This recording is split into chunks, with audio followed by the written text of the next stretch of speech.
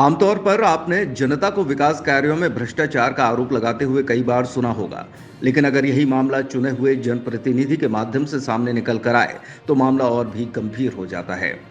ऐसा ही एक मामला पन्ना जिले की गुनौर विधानसभा की ग्राम पंचायत पटना तमोली का है, जहां पर नवनिर्वाचित सरपंच द्वारा जिला पंचायत सीईओ को एक पत्र लिखा गया है, जिसमें उन्होंने इस बात का उल्लेख किया है कि क्या इस देश में ईमानदार होना गलत है। मेरी ग्राम पंचायत में उपयंत्री द्वारा मुझसे कमीशन मांगा जा रहा है और कहा जा रहा है कि ये कमीशन ऊपर तक देना होता है। अब ऐसे में ग्राम पंचायत का विकास कैसे होगा। वहीं इस पूरे मामले में जिला प्रशासन ने सरपंच की आपत्ति को ठंडे बस्ते में डाल दिया है, जिस पर सरपंच से लेकर मंत्री तक अधिकारियों तक भी शिकायत की गई है। अब ऐसे में सवाल खड़े होते हैं कि जनता के चुने हुए जनप्रतिनिधि अपनी समस्या का निराकरण अगर नहीं करा पा रहे हैं तो आम जनता के क्या हाल होंगे। वहीं जिन उपयंत्री पर सरपंच ने आरोप लगाया है, उनका साफ कहना है कि ये सब आरोप जो लगाए जा रहे हैं वो निराधार है। इस पूरे मामले में जब जिले का दौरा कर रहे प्रभारी मंत्री रामकिशोर कावरे से बात की गई तो उन्होंने इस पूरे मामले पर जांच कर दोषियों पर कार्रवाई की बात कही।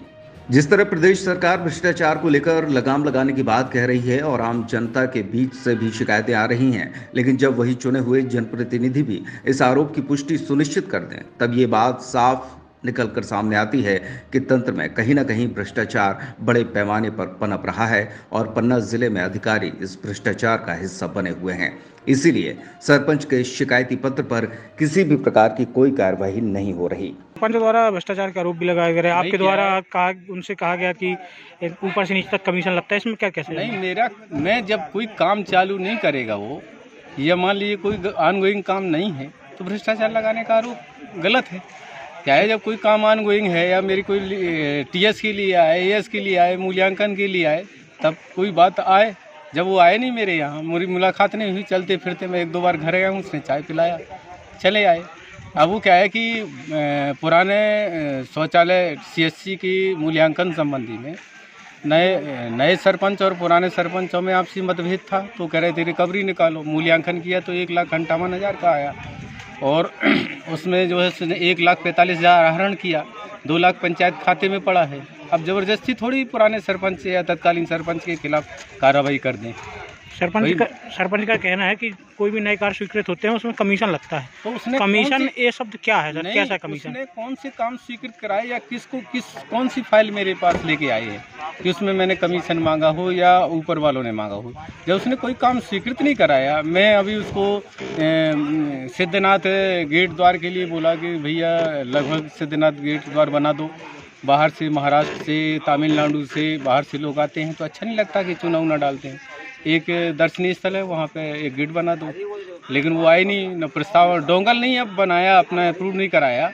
अधिकारी पहले ये होता था कि अधिकारी के चक्कर काटना पड़ते थे, अब अधिकारी गांव-गांव में डोर टू डोर लोगों से घर घर जा रहे हैं। अब कर्मचारी जाके हमारे किसान के चक्कर काटते हैं। ये सरकार है, ये सरकार चाहती है कि मेरा कोई भी व्यक्ति पर किसान, मेरे मतदाता, मेरे गांव में रहने वाला मेरा परिवार किसी भी प्रकार से अधिकारियों से परेशान ना हो, अधिकारी उनको घर में जाके लाभ दिलाए। ऐसे ये हमारा अभियान है और अभियान के तहत मैं यहाँ पर आया था। आप सब लोगों के भी साथ में चर्चा हुई और सारे प्रकार की मैंने संवाद हितग्राहियों से भी किया। करीब 1 माह हो गया है योजना का कार्यक्रम होते होते, इसके बावजूद भी कर्मचारियों को योजनाओं की जानकारी नहीं है। किस नज़रिए से देखेंगे? देखिए, कई बार क्या होता है कि जब अधिकारियों को या किसी को पूछो तो भूल जाते हैं, लेकिन योजना का संचालन करने की जानकारी उनके पास में थी। उन्होंने संचालन कैसे किया जा सकता है उन्हें योजना के बारे में बताया। जो कुछ छोटी मोटी जो जानकारी अब अन्य विभाग की जानकारी थी, वो विभाग की जानकारी नहीं होने के कारण मैंने उनको निर्देश दिया कि विभाग की जानकारी का अध्ययन करें।